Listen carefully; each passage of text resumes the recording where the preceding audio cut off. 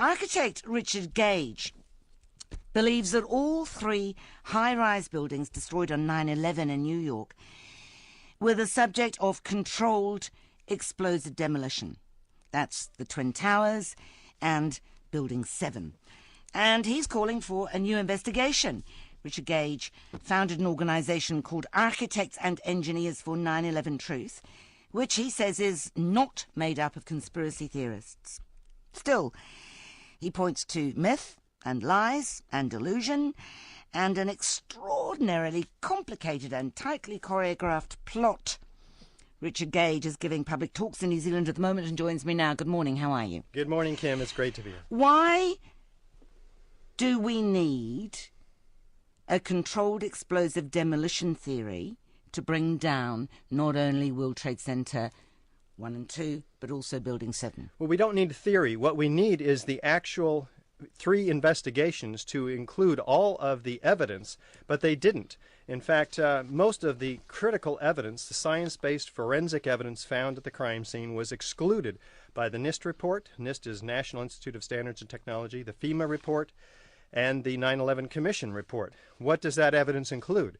Well, first of all, it includes the 3rd worst structural failure in modern history, which is Building 7, which drops straight down smoothly, symmetrically into its own footprint at freefall acceleration in the afternoon of 9/11, 5:20 in the afternoon. This wasn't even reported on by the 9/11 Commission report. The only way to bring a building down in that manner is to remove the columns, the resistance to the force of gravity. So, and it turns out that we do indeed have at the base of this building evidence in the rubble of explosives. We have several tons. Before we get there, this is what NIST said. This is what the National Institute of Standards and Technology said after a 3-year investigation. He said there was a fire which reached temperatures as high as 1,000 degrees centigrade. It weakened floors and columns. It caused upper floors to collapse after sagging and pulling inward on perimeter columns. Yes, this relates to the Twin Towers. Yes. And this is the official story of how the Twin Towers came down.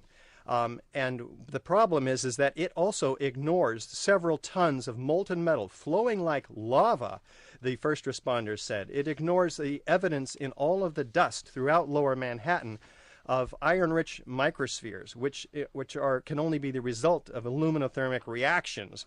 That's the only way billions of iron spheres the size of a human hair could get in all of the dust laid like a blanket 4 to 12 inches thick.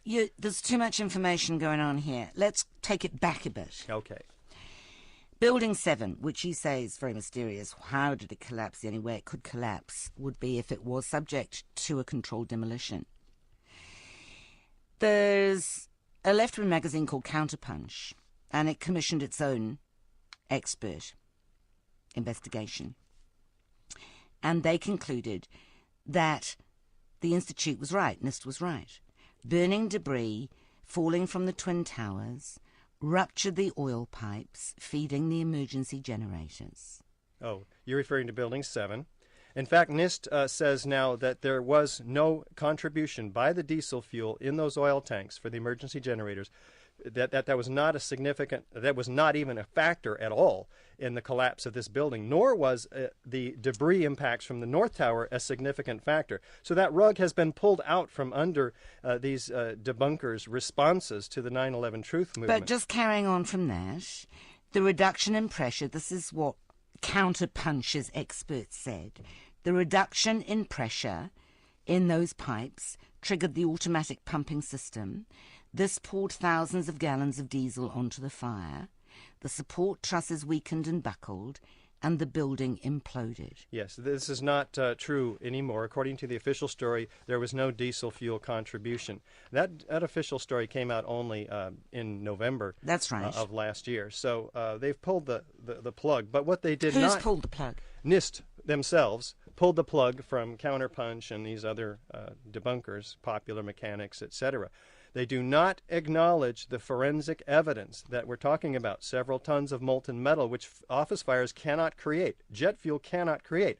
What created it? The structural engineers at the site saw this. We have photographs and videos of molten metal. We have scientists producing 25-page peer-reviewed papers of all of this nanothermite, small chips of extremely small particles inside those chips of aluminum and iron oxide. So this your is case, Nano-Thermite, very explosive material. Your case is that the only reason, the only conceivable reason for thermite being there would be if it was used to carry out a controlled explosive demolition of all three buildings. Oh, clearly, because this thermite is not, you can't just buy this on eBay. This is made only in the most sophisticated defense contracting laboratories. This is not made in a cave in Afghanistan. So we're looking at some sort of different phenomena here, scheme, if you will, than an Al-Qaeda operation. This is why people call 9/11 an inside job. We don't figure out, as architects and engineers, the 1,000 of us who've now signed this petition demanding a real investigation, we don't know who did it, how they did it. We're just pointing to the evidence found at the crime scene omitted in the official reports, which include nanothermite explosives, extremely high-tech stuff. You're familiar with a documentary called Loose Change, I imagine. Oh, yeah. And how far do you go along with that? Well, some of it is quite revealing. Much of it is speculation. We don't speculate. We're technical building professionals. So as a technical building professional, have you looked into Loose Change's allegation that the Pentagon was hit by a cruise missile, not an aeroplane? No, I don't think they make Why that not? allegation any Yes, they longer do. in their latest. No, in their latest final cut, they actually They dropped the cruise missile?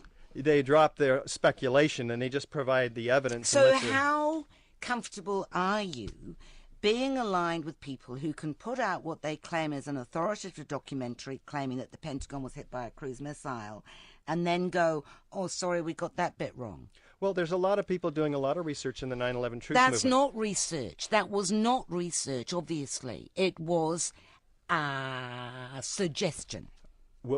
Okay, so those suggestions are made by a lot of people in the 9/11 Truth movement. We don't control the thousands of researchers. We're just 1,000 architects and engineers calling for a new investigation based So on are the you evidence familiar that we with present. the Loose Change allegation that the Osama bin Laden footage claiming responsibility was a fake?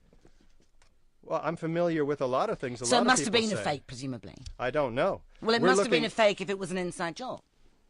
Clearly. So somebody faked that Osama bin Laden footage. Well, Who would have done that? I don't know. We need a real investigation that takes into account this evidence so Do that you we think can Osama get to the bin Laden answers exists here. at all? I don't know about Osama bin Laden. I haven't researched into Osama bin Laden. But what I want you to do, and I want your listeners No, but to I do... just want to stay on that for one moment. Because if we have a video with Osama bin Laden claiming responsibility for 9/11, if that was nothing to do with Al-Qaeda, it was an inside job, as you're suggesting, then Osama bin Laden video was faked. Well, Maybe Al-Qaeda doesn't even exist. Well, these are some good questions that have to be answered in a real investigation, which the 9/11 Commission was not. 6 of their members said they were set up to fail and they were lied to by members of the government and the military. So we need an investigation that includes answers to those lies, that includes answers to the 700 questions posed by the family members that started and forced the Bush administration to have the 9/11 Commission in the first place after a year. In fact, so pervasive was the conspiracy that you suggest that a BBC reporter who said that their Building 7 had fallen before it was fallen was in fact working from a script that had been given to her. Well, in fact, the BBC announces the collapse of Building 7 20 minutes before it happened. I mean, how do they know this? They fault they say the confusing events of the day. You You but think does that make they them must psychic? have known, or did they just make a mistake? Well, CNN made the same mistake. They announced the collapse of a 50-story building at 10:45 in that morning, which, if it did go down, this building, which looks exactly like a controlled demolition, like from the old hotels in Las Vegas, if it did go down that early, it would have been obscured by the incredible dust of the Twin Towers, which had fallen just 15 You minutes don't think earlier. a more likely explanation would be that the BBC reporter was listening to CNN or CNN was listening to the BBC reporter and they both made a mistake? When you add up all of the evidence, it incontrovertibly points to and supports the hypothesis